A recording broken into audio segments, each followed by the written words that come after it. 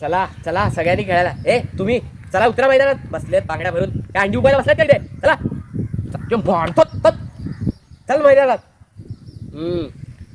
ओ काका जरा तो एक चहा आणून द्या बरं. खाणं पचलं नाही. हरिओम. एक वडापाव पण आणून द्या तेवढा. गेला गेला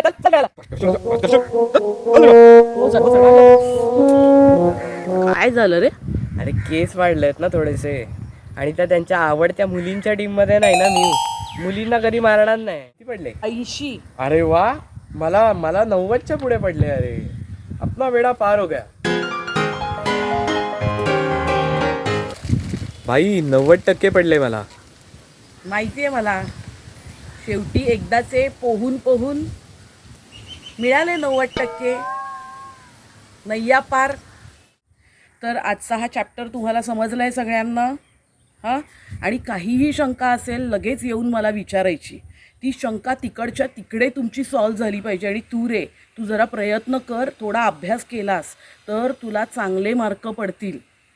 जे समजत नाही आहे ते ताबडतोब येऊन मला विचार. तुझ्या त्या शंकेचं तिकडच्या तिकडे निरसन केलं जाईल. तू एक हुशार विद्यार्थी आहेस हे कायम लक्षात ठेव.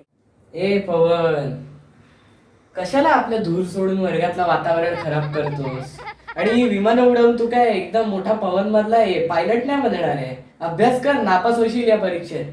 आणि ओ सक्षम, कधी आपल्या दिसण्यातला सक्षमपणा घालवणार? जरा सक्षम व्हा.